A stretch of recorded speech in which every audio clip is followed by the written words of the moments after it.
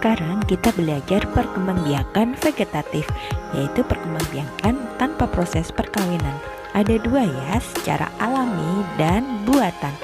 Kita belajar secara alami dulu ya. Contohnya pada tumbuhan paku ya, spora dibentuk pada daun. Daun yang dapat menghasilkan spora disebut daun fertil atau daun subur. Spora terletak di dalam kotak, namanya sporangium. Nah, kalau spongariumnya itu pecah, spora akan tumbah ke bawah dan akan tumbuh tanaman baru.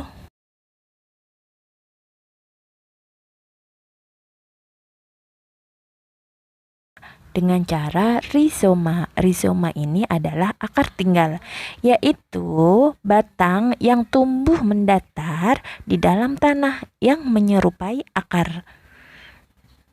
Nah, ciri-cirinya dia seperti akar tapi batangnya berruas-ruas. Nah, di ketiak akarnya itu ada tunasnya. Contohnya pada tanaman jahe, kencur, kunyit, kunci, temulawak, nah dan sejenisnya ya. Berikutnya, perkembangbiakan dengan cara umbi lapis. Nah, umbi lapis ini adalah bagian dari pelepah daun yang berfungsi sebagai cadangan makanan dan bentuknya berlapis-lapis. Ya, itu terlihat di pangkal batangnya itu ada bulat namanya siung. Dia menyimpan cadangan makanannya di situ. Berikutnya dengan cara umbi batang.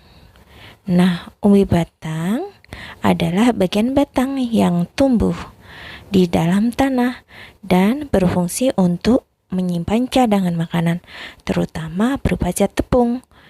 Nah, di dalam kulit umbi itu terdapat tunas.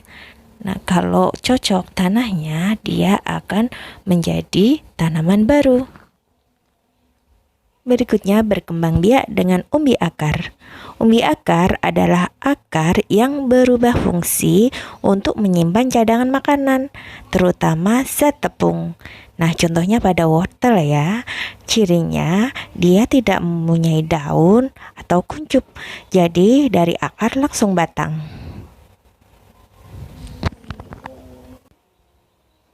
Berikutnya berkembang biak dengan tunas. Nah, tunas adalah kuncup yang tumbuh pada ujung batang atau ketiak daun. Tumbuhan dikatakan berkembang biak dengan tunas apabila tunas dari tumbuhan induk tumbuh menjadi tumbuhan baru. Berikutnya dengan tunas daun. Tunas yang tumbuh pada daun disebut tunas adventif. Pada tepi daun terdapat tunas yang dapat tumbuh bila diletakkan di tanah yang gembur. Nah, contohnya pada tanaman cocor bebek ya. Berikutnya dengan cara geragih atau stolan.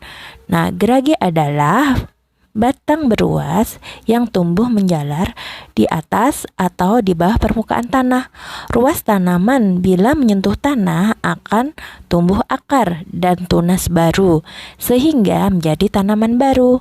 Nah, kalau yang di bawah tanah itu contohnya rumput teki, kalau yang di atas itu contohnya pada stroberi.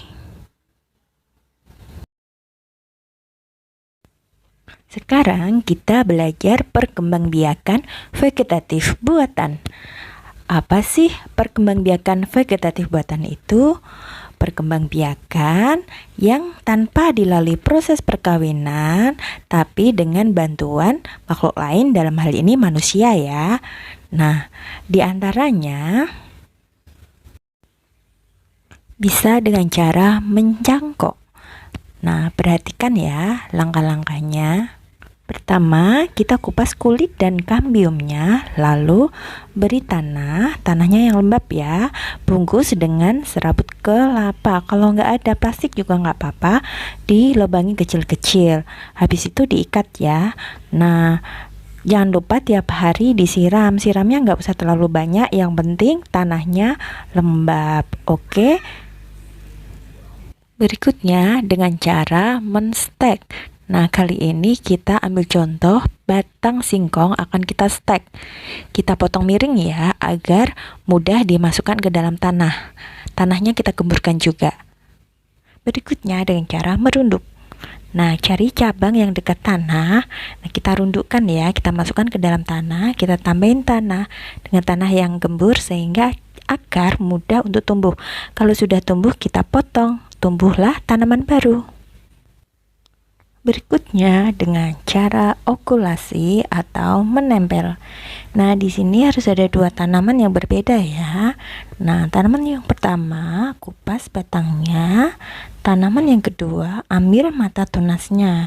Nah, mata tunasnya itu kita tempelkan di tanaman satunya. Oke, lalu ikat bisa dengan plastik, rafia atau isolasi. Yang terakhir dengan cara menyambung. Di sini ada dua tanaman ya. Nah, potonglah tanaman satu dan tanaman dua. Nah, setelah dipotong, batang dari tanaman satu sambungkan ke tanaman dua. Oke, kalau sudah tersambung, ikatlah.